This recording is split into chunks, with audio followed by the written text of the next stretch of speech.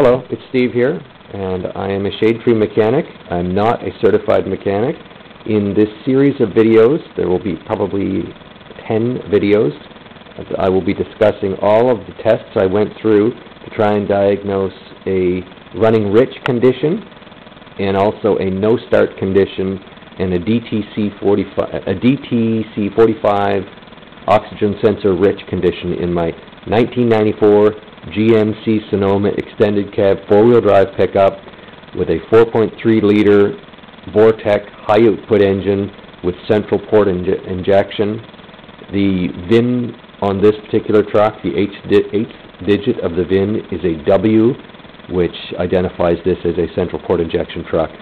Your truck or SUV put out by GM may or may not have similar sensors. The test procedures I use may or may not apply to you. I'm guessing they largely will, most of them will apply, but it's possible that there are some differences, definitely around the fuel injector and potentially around the sensors, although I doubt it.